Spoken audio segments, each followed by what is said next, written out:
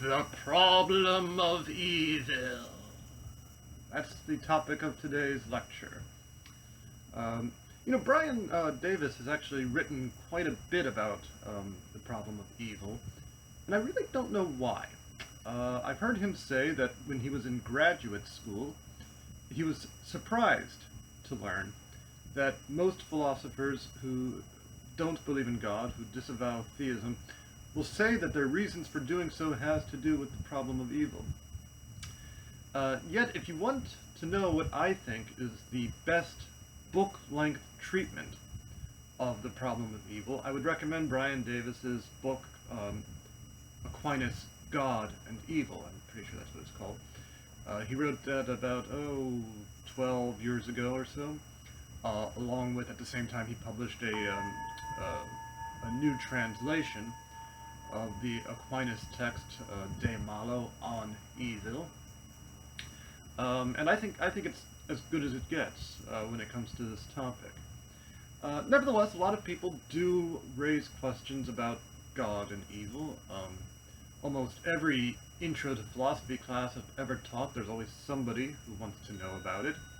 And so today I'm going to walk you through this chapter.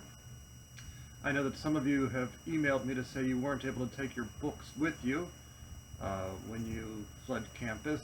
And so we'll just walk through it here, because I really cannot improve on Brian's presentation of this topic. He's really thorough here.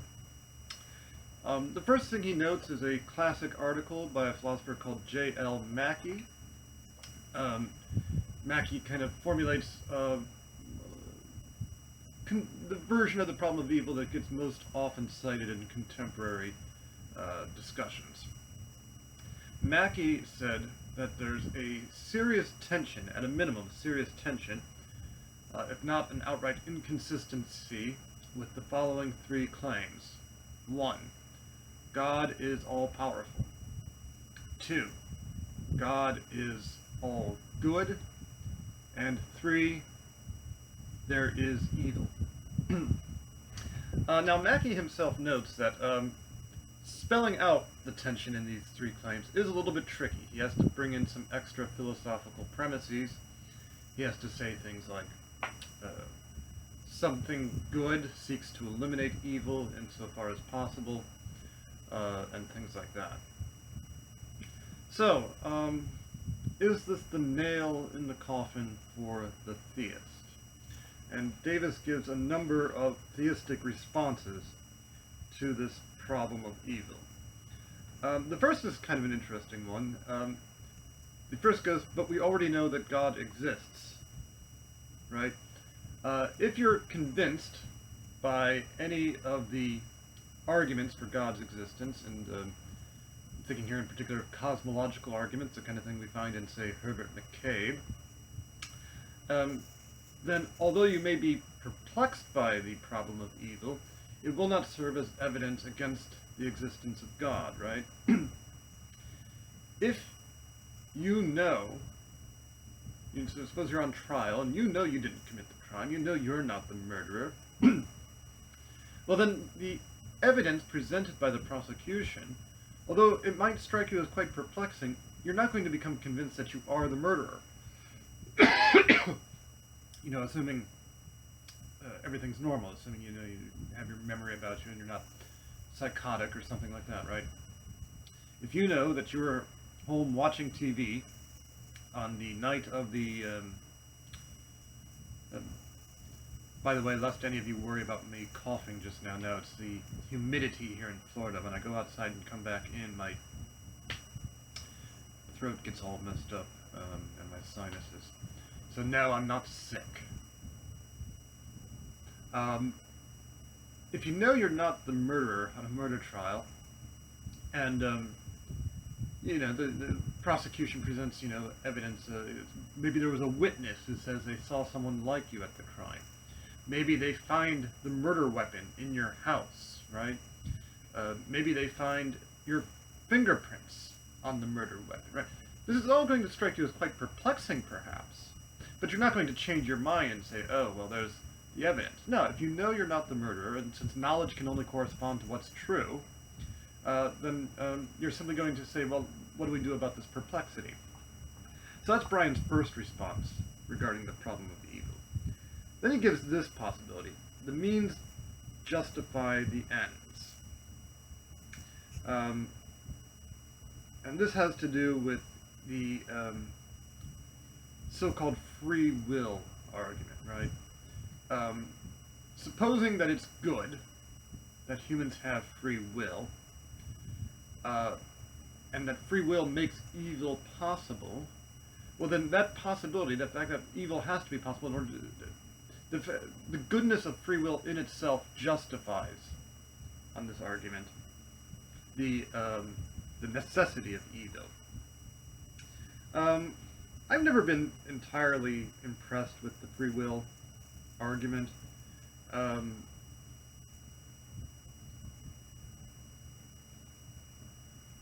Richard Swinburne does. The free will defense is most popular amongst what we've been calling theistic personalists, right? Because, I mean, the theistic personalist is always going to have a kind of deism-leaning tendency. And so they're going to say, well, you know, God doesn't want to interfere in human affairs. Well, I'm not thrilled with it. Another thing to consider is what is evil, right? There's a strong case to be made that evil doesn't exist, right?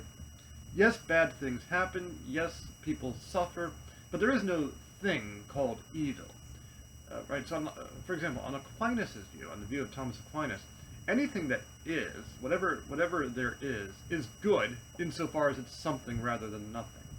There can never be something that's just pure evil through and through. Brian will often draw attention to the Latin word malo, usually translated evil, perhaps better translated as just bad. Bad. And here something can be malo, something can be bad, morally speaking, but in other ways as well. If the washing machine is bad, it's bad because it doesn't get the blood out of my clothes, right? That's what a bad washing machine is. If I have a bad meal, well, it can be bad because it didn't taste good, it could be bad because it doesn't nourish me, it's not healthy, right? But bad always signifies some sort of lack. Bad always picks out what something isn't, what it's failing to do. So in that sense, you know, you could talk about evil just not really existing. Fourth, Brian talks about the fact that we can't see the whole picture, right? For whatever reason, God has deemed it permissible for there to be evil in the universe, right? Until we see how things end at the end of time, we won't understand why there's evil, right? It remains a mystery. But a mystery, of course, isn't sufficient to rule out the existence of God. Lastly, and I think this is a real clincher, right? People who make a big deal out of the problem of evil often speak of it as if God had moral obligations. Well, if God, what would it mean for God to have moral obligations? Certainly, if God were a person, God would have moral obligations.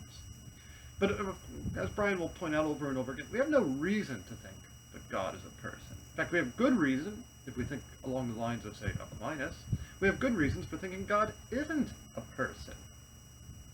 Well, if God's not a person, then why would we try to make a moral evaluation of God? I once heard one agnostic philosopher, a guy called James Sturba, give a talk, and he argued as follows. If Superman stopped preventing crimes, we'd think he was a real jerk. So what's God's excuse?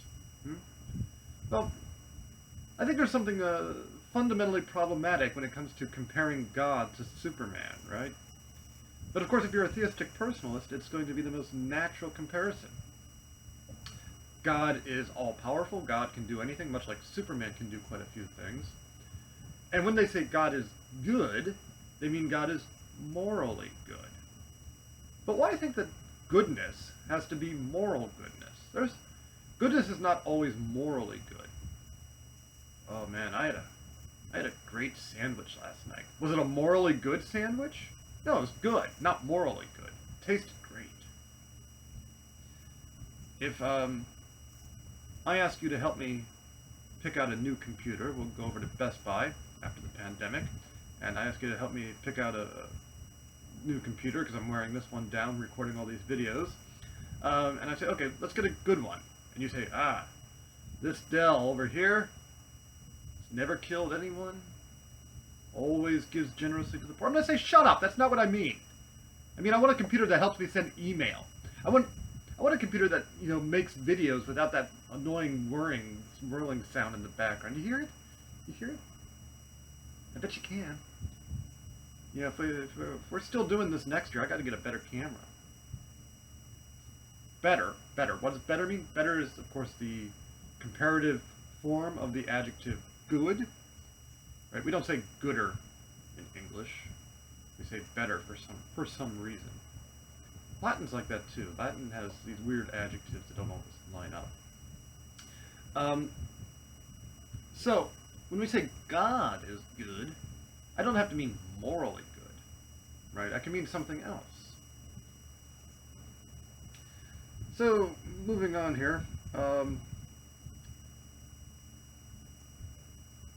Does evil render God's existence unlikely?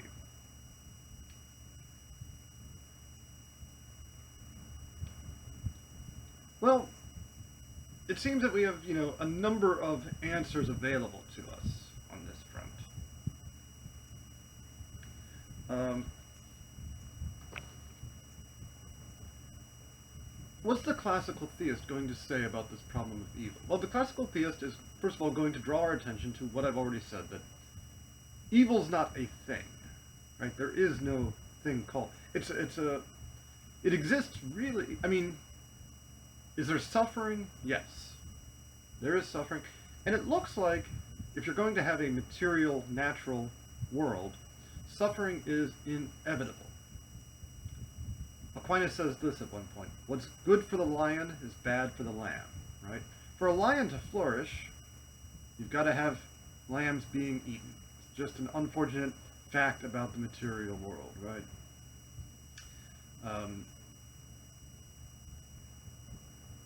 So, some suffering is inevitable, including, it seems, human suffering, right? If I've got alligators in the back down here in Florida. I hate the damn things. If an alligator eats me, right, that's very good for the alligator. It's very bad for me. So good and bad have this kind of relationship like that. Well, what about the evils deliberately brought about by human beings, right? What about when one human being makes another human being suffer? Well, the first thing to say is that this is evil inflicted on oneself, right? I've brought myself to be less good, right? If I cause another to suffer, no doubt I can get some goodness out of that, right? If I talk about you behind your back, it might bring me great joy when others are laughing at my jokes about you. And look, it's good for humans to enjoy the laughter of their fellow humans. That's a good. But what's happened is when I do this, at the expense of bringing about that good, I've made myself less than human, right?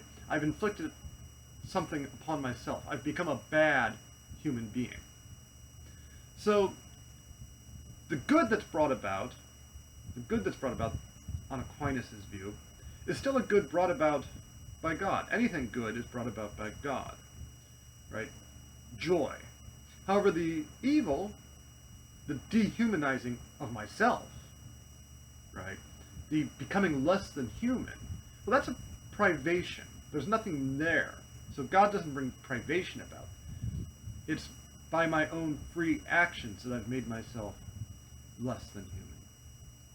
Could God have prevented it from happening? Absolutely. God could make it that I never gossip about you behind your back. You want to know what I say about you behind your back? I say, you are all ugly. God could bring it about that I never go around complaining to my friends and coworkers, why do I have such ugly students? Ah, I can't stand to look at you. God could bring it about that I don't do that, and God could do so in a number of ways. Does God have a moral obligation to stop me from complaining about how ugly my students are? No. Now, another human being might, right? My chair could, my boss could send me a note saying, Kovac, maybe stop talking about how ugly your students are. It's giving our department and our school a bad reputation. And then if I keep doing it, he could fire me, right? So what's he doing? He's doing what we would consider to be a moral obligation. He's doing what is in his power to prevent LMU faculty from complaining about ugly students. Great. He has that moral obligation. God, on Aquinas' view, doesn't have moral obligations. Is God good? Yes. Does God will good things? Yes. God may even disapprove, so to speak. I mean, it's hard to figure out what that means exactly, but right, God wants me to flourish as a human being. God doesn't want me to be such a nasty, mean, old man. But God isn't compelled, right? There are no obligations for God. What could possibly obligate God? If God's what is responsible for there being anything at all instead of nothing whatsoever, then how could something act so as to bind what God is supposed to do? Right? That would be something greater than God.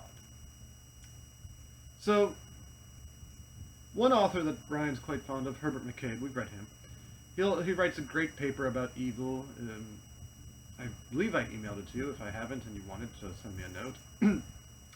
McCabe says, imagine if God's on trial, right? Well, the same presumption of innocence as any trial is going to hold up here, right? The prosecution has to show that God is guilty of not preventing evil. And good luck. That's the basic line on the problem of evil. So, that's some things to think about when it comes to the problem of evil. Some responses that have been given. Whether you're convinced or not, you can write about it in your final paper. If you want additional readings, let me know, or talk about it in the com box below. I hope you're all well. This is a terrible, evil thing that's happening across the country right now, but hopefully we'll be able to turn the corner and get back to things as normal by fall. Let's hope so. Talk to you later.